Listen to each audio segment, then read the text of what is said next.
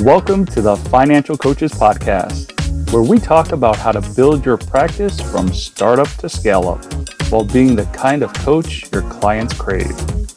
Finally, a podcast for financial coaches. Here are your hosts, Maria Casillas and Cody Sizemore. Welcome, everyone, to the Financial Coaches Podcast. Cody and I are here excited to talk to you today about curricula. And we talked a little bit in the last episode about just the tools that we use and the process that we sometimes bring our clients through. But we mentioned very briefly the idea of actually having a curricula, and we just thought this would be a really good topic to unpack a little bit and just kind of talk about what is a curriculum anyway, how do you develop it, do you need to develop one before you start coaching, and what in the heck do we do anyway? So I'd like to welcome Cody back to the show today. As every single week, we are here just ready to discuss this topic with you guys. Hi, Cody. What's up? How you doing? I'm doing fantastic. Thank you. The topic of curriculum, when I talk to coaches, that especially newer coaches, they're like, what do I do with my curriculum? I feel like this is like a really big question. Mm-hmm. And I think that there's actually like a question behind the question. Agreed. Really. Mm-hmm. I think that when someone asks, what do I put in my curriculum? What they're really asking is like, how do I make my coaching valuable so that mm-hmm. I feel like, I'm providing something to them and, all of these different types of things. And how can I make sure that, that I'm going to get people results and also like what to kind of coach on, right? Yeah. Not necessarily like, what are some of the things to fill it in with, but more so like, how do I make this valuable for people? Yeah. So I think there's another V word that I want to talk about too. It's validate. So you're asking, mm-hmm. How do I make this valuable for the customer, the consumer, the client? But I think if we really start looking at the core of the question behind the question, it's really more along the lines of, how do I validate that I'm an expert at this? There's a lot of that imposter syndrome comes in. And we're like, how do I prove that I know anything about this anyway? And while we don't really look like we're trying to fill in the gaps, I think it's sometimes that we are, because we think that if there's this silence, then we're not going to appear to know what we're talking about. So we believe that having a curriculum gives us the validation, and it also gives us something to fall back on when there is that silence from the consumer, I think. Yeah, I think that's a big part of it too, because, even with my own journey, like that was a huge thing for me. It was like, I just wanted to feel like I was good enough, mm-hmm. like, truth be told, like that was like my biggest thing. And I struggled with that for a long time. And, I kind of like used the curriculum per se to basically like give myself that and be like, okay, mm-hmm. like, yes, like I have this. So that means that I am validated, as you said. Yeah. Prove yourself it made worthy. me feel better. Yep. Yeah. So, yeah. I agree. And I think that's why we hear a lot of people ask that question, to be honest. I do think that there are individuals who really just want to have a curriculum, but I think a lot of it's just because they're trying to prove those other things. So now that we understand why people ask that question, how do we go forward with it? Do you have a specific curriculum? I don't want to spend too much time going over the specifics of everything, because I think we really should unpack some of the other stuff too. But is there a specific curriculum that you use? Because you mentioned that when you first started, you definitely needed one, and so you created one. Do you still use that same curriculum? Yeah, I do. It's been refined with, the passing months and, just getting more experience with things. Like, I found that there's some things that really resonate with people and other mm-hmm. things that kind of don't. So I'm always trying new things and You're tweaking it as you go. And seeing like what actually sticks with people. And if it really does work, then I'm like, okay, cool. Like I'm going to make sure that's like a critical part. Yep. But really, it really boils down to like 5 kind of like pillars for me overall. Okay. But there's a lot of leeway in this. I want you to understand, like there's a lot of leeway. And we'll get into that in a little bit, but like, as far as the pillars go, before we even hop into the numbers, like I really try and get to the root of their current money mindsets and behaviors. Talking about like some pain points that they have, some strengths that they have, talking about their upbringing, how they were raised, what they kind of experienced in their early years or even early adult years that might have shaped some things relating to their money now. Yeah. Getting to the root of that, I think, is really important for not only them to understand, but also us too, before we even talk about the numbers. I like to do that before. Then after we do that, that's when I would be like, okay, cool. Like, let's jump into these numbers, see what's kind of going on. And just like, I call it crafting your ultimate money strategy. It's, it's gimmicky, but it works. And, talk about stuff like we talked about in that last call, or not the last call, the last podcast episode. Okay. The income and expenses audit, crafting a budget, doing things like, the envelope system and different, just different behavioral tactics to help them stay accountable and stuff like that. Okay. So that's another thing I do. And then the third pillar I like to do, which this is my favorite one, is doing like a mental and emotional money transformation and talking about things like that we have talked about before on this podcast, like establishing and finding your why. I think that's super, super critical. Talking about like what kind of person and like who these people want to transform into and become, that kind of stuff, like that very transformational, mental, emotional, deep dive kind of things. That's another pillar that I do. Another pillar that I do now, my ideal client are people who are in debt and trying to get out of debt so that they can, breathe a little bit, buy a house. Not saying you have to be out of debt to buy a house, but it certainly helps. So that's another pillar, is just like really focusing on like, okay, let's get this debt snowball in place. Let's get, some goals set. Let's do some forecasting. Let's see what we can do to kind of make that happen quicker, but at the same time, not killing yourself over it. So that's another pillar. And then my last pillar is just, and this is kind of sprinkled in every now and then, like kind of throughout, but just a lot of mindset stuff, stuff to help with like consistency, stuff to help with overcoming mental battles, stuff to help with, even like their relationships and, how it kind of pertains to their money, and just a lot of like mindset and just very like long-term momentum kind of things. That's really what I kind of base off of. But there's a lot of leeway. Like I said, there's a lot of leeway, and it's different for every person, because every person has different needs. Right. And I think too, every person has different amount of time that they're working with you. I mean, we've talked about some of your package deals in the past, where some of them are, only 3 months long, and some of them are 6 months long, and some of them have many sessions in those 6 months, and some of them have fewer sessions. And so I think that one of the questions that our listeners might have for you is, if somebody has a really shortened time with you, do you kind of compress those 4 pillars into that shortened amount of time? I take it situational. It depends on what the person is really wanting the coaching for. Okay. Good answer. Love that. Okay, good. And I said 4 pillars. I know you mentioned 5. My apologies for that. And I love the fact that that other one is kind of sprinkled in there throughout, because those are the things that flexibility that you're offering to individuals is going to be the thing that helps them carry that change on past working with you.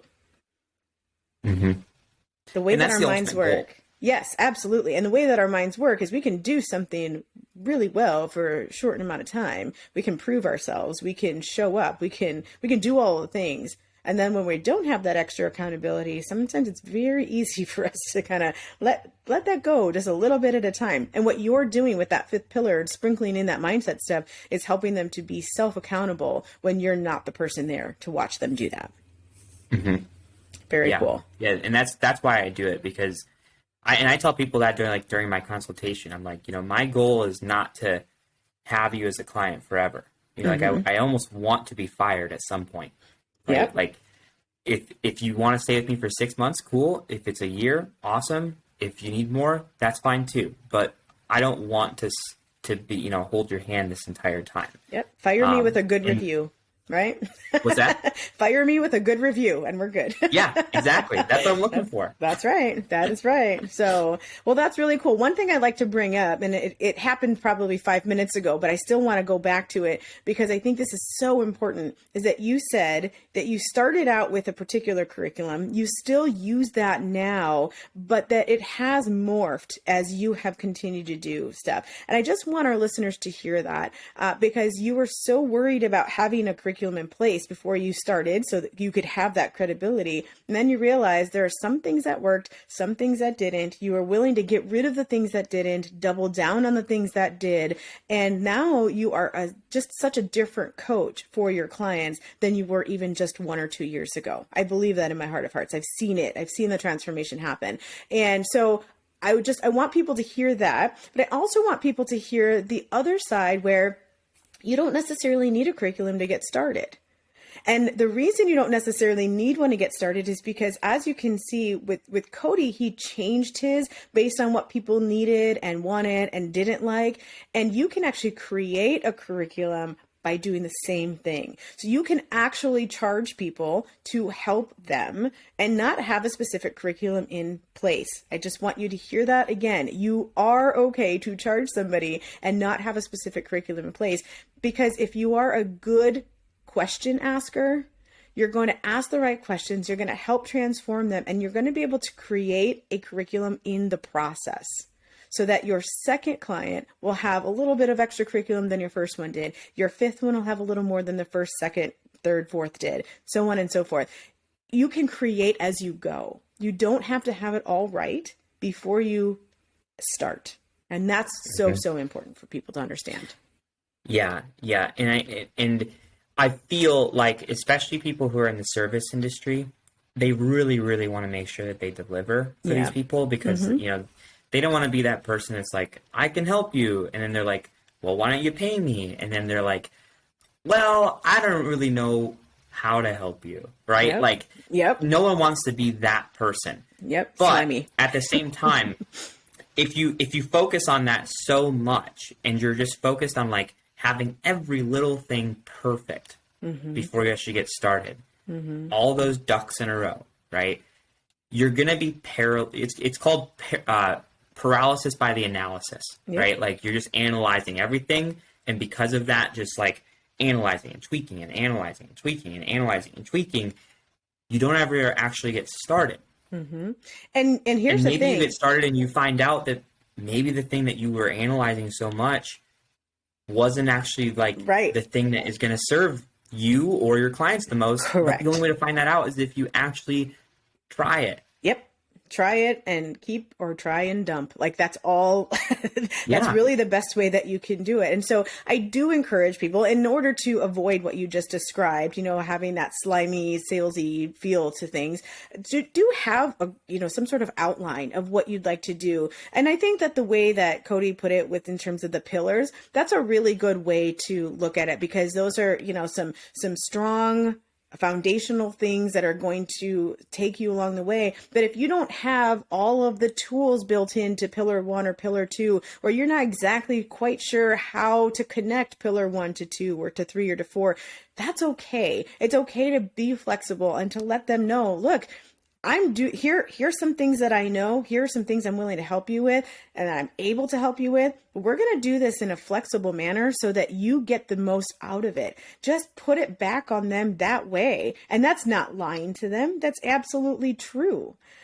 Then they're actually, I actually think sometimes people get more out of us when we don't have a very strict curriculum in place, because it's so easy to fall back on that I don't know, it's not an outline, the script. I'll use the word script. It's so easy to fall back on that script, and we start to listen for how to respond and not listen for understanding. And so I know for myself, that was one of the best things that I did, was figure out how to just create some pillars, if you will. I just never called them that, some outline of what I want to do, and then sell it. and then tweak it as it goes along. In one of our coaches' conversations we had in the community, one of the individuals mentioned that she was a teacher and that, she was always very, very smart. Things came very easy to her. She knew she was teaching, correct me if I'm wrong, but I think it was mathematics. So it was something where there is a correct answer. That's one of those concrete things about math is like, it's, you either know the answer or you don't. It's right or it's wrong. And she said, I always knew the answer. But when it comes to coaching people, we don't know. Not only do we not always know the answer, we seldom know the answer if we're being real, right? And so what she had said was it was very easy for her to try to fill in silence.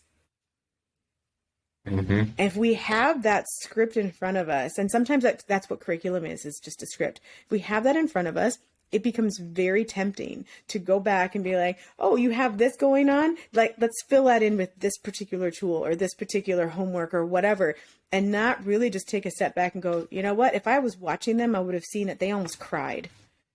And they almost cried because something hit them really, really deep. And sometimes we need to just be comfortable in that silence. Yeah. Yeah. Yeah. Creating that space for people, I have found is like one of the most valuable things that you can do as a coach. Mm-hmm. And having that flexibility and that willingness to depart from your quote unquote curriculum or your script, whatever you want to call it. That's huge.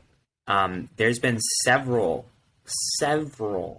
sessions that I've showed up to where I have like, all right, cool, we're going to talk about this today. Mm-hmm. And then we'd never even talk about it because, the conversation goes in a different direction, and it's because it's needed. Right. And like, if you're so like, well, we need to wrap this up because I really need to talk about this. Right. you're not going to like give the person what they actually need. And that's why you're there, is to help the person with what they actually need, not necessarily what you want them to learn about or to experience.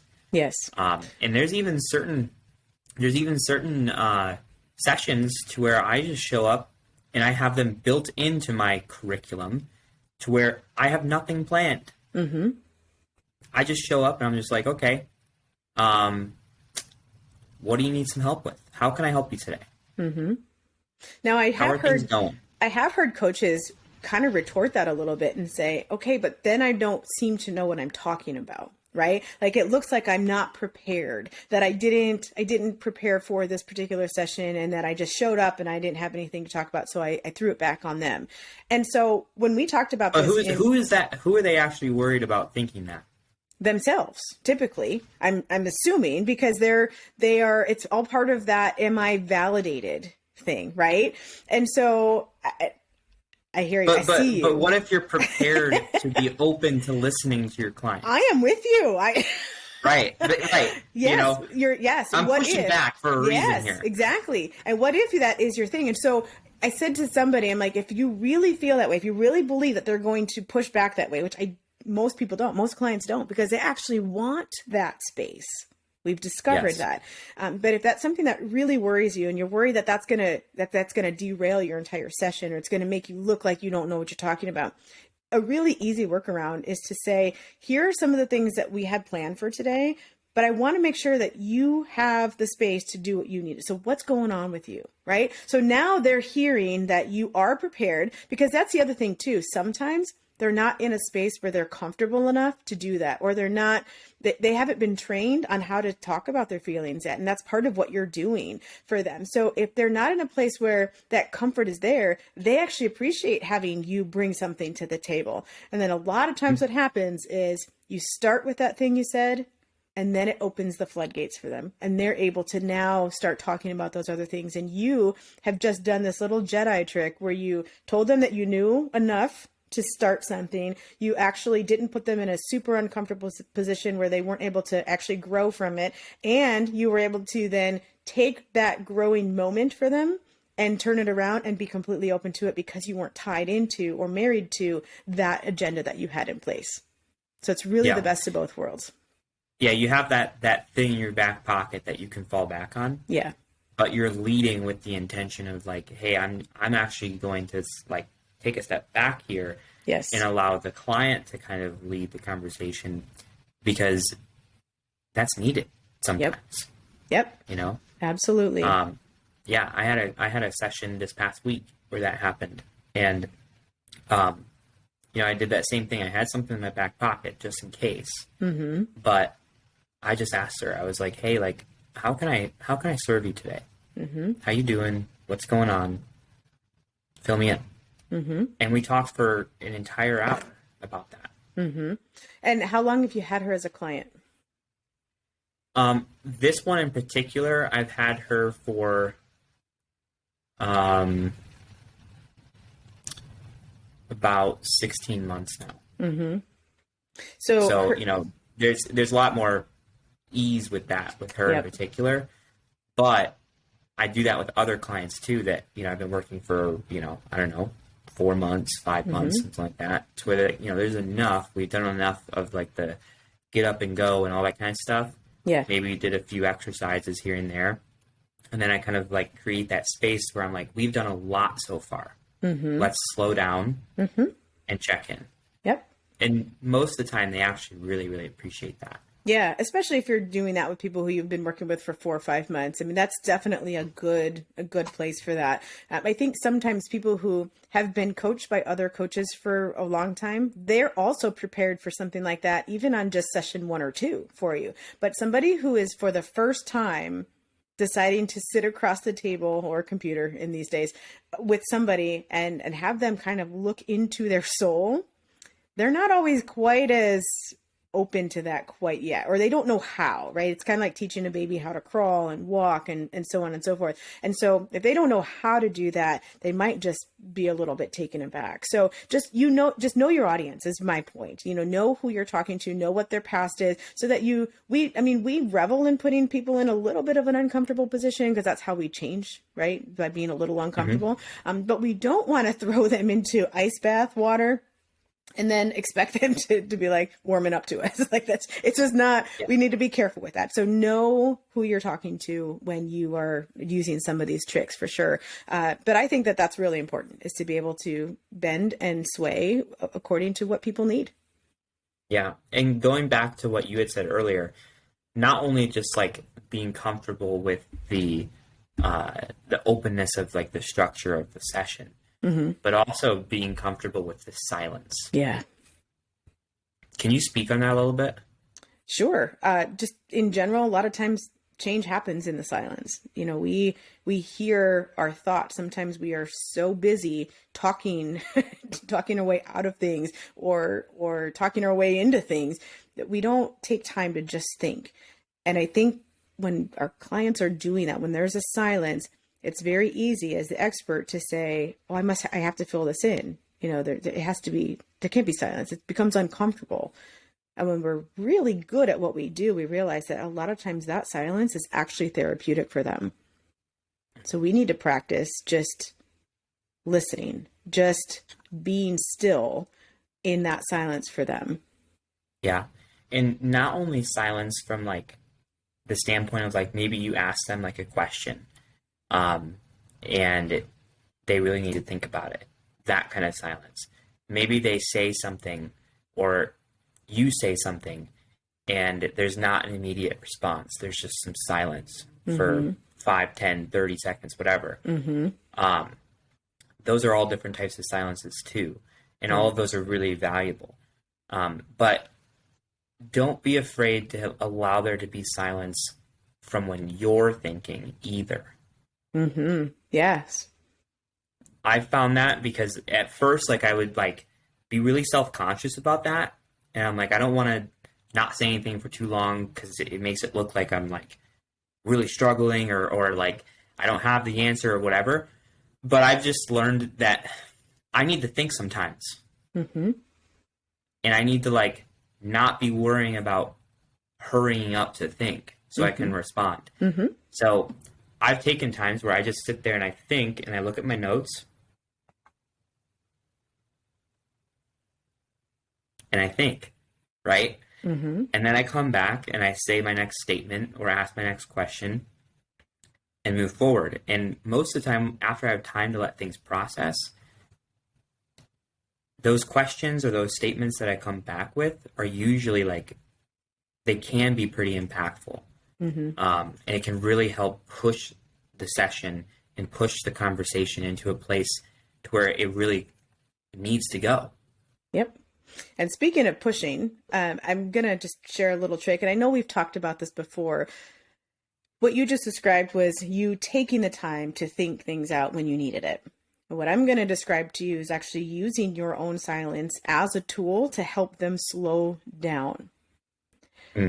We've talked on this podcast before about mirroring. It's one of the techniques that you can use in motivational interviewing. So if you see somebody who's really, really upset and they've got their arms crossed and you can tell that they're really closed off to you, it's actually a really cool technique you do the same thing. You start doing what they're doing. You can start to be closed off too. You're not truly closed off, but you're showing them that this is what you're seeing. And then as time goes on, you actually relax your arms and you start to change and they start to change with you. It's so cool to watch. So if you've got somebody who is not taking the time to think, a lot of times there are fast talkers. They're very dismissive of things, and it's because you're hitting on something that's a little bit too close to home for them. If you start mirroring this, you start modeling for them the ability to slow down and think, even if you don't need it, even if you don't need to think about what your answer is, you're silent for a little bit. You're showing them that it's okay to do that, and it starts to actually slow the session down a little bit, and they start to release their guard. Very cool technique. Yeah, I agree. I should start doing that more. Make it to slow them down? Not necessarily slow them down. I do that okay. But more so I was talking about the mirroring. Just in general. Especially like if it's during like a consultation or something, because like sometimes there will be a couple that I have a consultation with, and one really, really wants to be there, and the other one is being dragged, right? Yep. So, I could sit there and cross my arms and be like, yeah, man, what's going on? And then do that whole uncross thing. Yeah. I think that'd be kind of fun to watch, actually. It is. It's just a psychology. skill. It's weird. It is. It is psychology. It is a skill that, if you're doing it and you're doing it intentionally, and you're still trying to carry a conversation, you have to be enough with it. Sometimes I'm not, but you have to be enough with it where you can track the conversation and still do what you just described, But I think it is definitely something that's good. And you can actually teach that trick to one of those couples who one is very closed off and the other one is not. You can pull one aside and be like, hey, I want you to try this. Just try it, see what happens. You can actually do it with them right there in the session. I mean, it's not a marital counseling session, but you could show them, hey, if things are really tense when you guys are talking about your budget, for example, teach that trick and just show that they show up one way and then they just kind of back off a little bit and they might just mirror it. It doesn't always work, but it's a really cool technique. Yeah. Let me know if you try it. I will. Awesome. So I think we've covered quite a bit in terms of curriculum. We've let people know that you don't have to have one in order to get started. If you feel better about having some sort of outline or having it all your ducks in a row, that's okay too. You just want to make sure that you're flexible enough to change. And as you see that the clients need that. We've talked about what your 4 or 5 pillars are, your 4 pillars plus your sprinkle. And we've talked about some techniques that you can use in that whole, which we didn't intend to do. So I'm really glad we threw that bonus content in there. Yeah. Is there anything that is there anything that we haven't touched on regarding curriculum that you think that we really want to make sure our listeners hear today? Not necessarily anything that we haven't touched on, but I just think that there's one thing that I want to reiterate. Okay. As maybe like a closing thought kind of thing. And that's just the message of like, you don't have to have it figured out to start. Like, of course, it'd be nice to have it figured out. It'd be nice to have something in motion, of course, but you don't need to be perfect. Yeah. Nobody's perfect. And the way that you get closer to that quote unquote perfect, which by the way, here's a little hint, you'll never get there. But the way to get closer to that is to just try things out, trial and error. And, you know, there will be certain sessions that you have with people that are going to be really transformational and impactful. And there will be other ones to where you're just like, that was okay. And just make a note of that, you know? Yep, I'm actually really glad you said that, because that is one thing I do believe that we didn't touch on that we should as we're closing up. And I was going to say, have somewhere that you can create notes for all of that. And you just mentioned the word note, and so it triggered my memory. Definitely have somewhere where you're making those notes in one place. You know, don't have them all over the place. Don't write them down on session notes or whatever. Find something, whether it's creating a note in your phone, on your computer, wherever, that you can say, these are some things that seem to really have an impact on this person. And this one kind of fell flat. And maybe describe a little bit about who that person was and what their personality is, so that if it fell flat with them, it doesn't mean you should ditch it. It just means that it didn't work for that particular person. Yes, I was going to say that exact thing. Yeah, like just because it doesn't work for one person doesn't mean that you should just completely throw it away. Right. Try it out with a few different types of people. Yes. Because it might work really well for someone else. And it's just a matter of like finding out what type of person this works best for. Right. Yep. And then to that same idea, as you go through coaching with individuals, if you are creating tools like we talked about last week, or if you are starting to play with different curricula things, don't ever throw that stuff away. You're constantly building on those things. You're making them better. And like we said earlier, you have like the suite of tools that you're then able to draw from. If you're talking to somebody, a certain type of personality that maybe you haven't talked to in a long time, but you're like, you know what? When I had someone else who was like this thing really, really worked, and I haven't touched it in 2 years because I haven't had that kind of client in 2 years. It's a great tool to have right out of your arsenal. And the more that you do that, the more I don't like the word validity, but it's going to give you more of that validity. They're gonna be like, this person knows what they're talking about, and look, they have a tool for me, even though they haven't used that in 2 years. So just FYI, don't throw it away. It's not bad content. Just build on it. Yeah. Totally agree. Cool. Well, that is all I have for today, Cody. Thank you so much for another riveting conversation about what we're supposed to do or not supposed to do, and how we figure it all out, and really how we put the client first. We meet them where they are. So that is the thing that creates a curriculum for us. It creates the approaches that we have, because truly the client is the person who we need to put first. And I really appreciate these conversations with you. Yeah. As always, it's always a lot of fun. And I look forward to keep doing it. And I also look forward to just continue to connect with coaches. You know, like this podcast has grown into something that I really wasn't expecting. And just being able to like hop on the phone with coaches or connect with them through our Facebook group, like that's just been a really, really amazing experience for me. And I just want to say thank you to everyone who has reached out or who has hopped into our Facebook group, because it means a lot to me. It makes me feel really good. And I love seeing that community grow and support each other. So thanks, guys. Yeah. And I think we have an interview coming up with one such listener, I believe. So that's exciting as well. Yeah. So if you also would like to have a question answered or be interviewed on the Financial Coaches podcast, definitely let us know that by emailing podcast@newmoneyhabits.com. Yes.